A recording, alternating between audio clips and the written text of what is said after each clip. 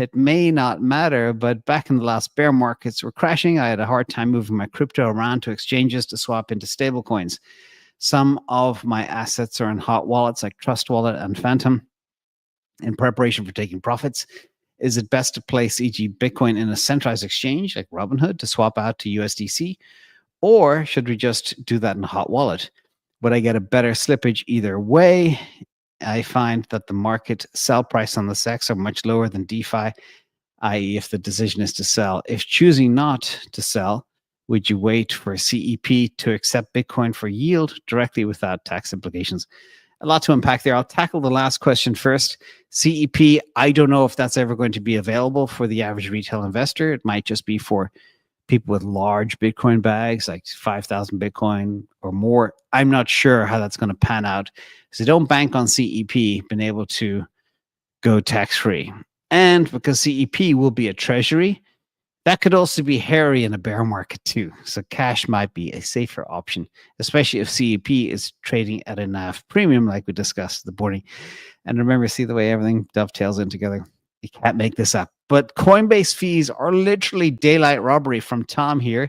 Coinbase is daylight robbery. You have to trade 250 million, resulting in 300,000 net fees to be a VIP. When you look at the fees out there, they are nuts. So I have used all of the different fees. Again, you get murdered on Coinbase with the 0.6% taker fee or whatever. If you are swapping something like Solana to USDC on Orca, it's free or $1 or something. Jupiter charges no fees for swaps, but the fees on decentralized exchanges and AMMs like etc. are very, very low. We're talking 0.1% versus what could be 1% on a centralized exchange. So if you are moving large amounts of money, it definitely makes sense to think about a decentralized exchange. But I will talk about one thing that's so important.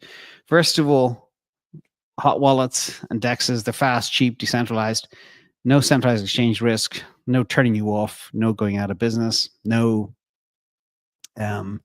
not being available at a critical time. Like if the market's crashing or pumping, sometimes certain things don't work, like Coinbase. A centralized exchange, however, is sometimes easier for some. You got fiat access on-ramps, could be connected to your bank unless your bank blocks them. It can be slower, there's less control, and you get worse prices during volatility. And there's also, some people don't like the monitoring out there. They do share your data.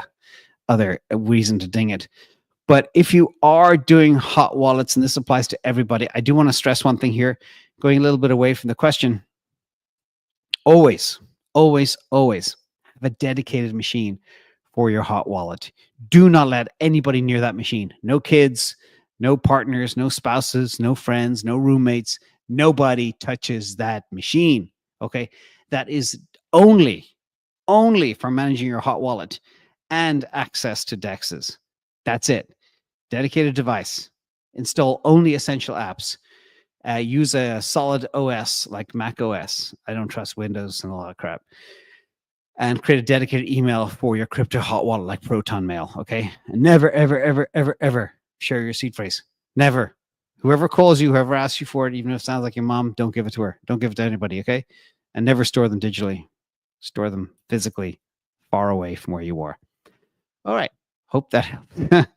So, yeah, things have changed. You know, I would have said 4 years ago, hot wallets, dangerous, don't have a lot of money on them.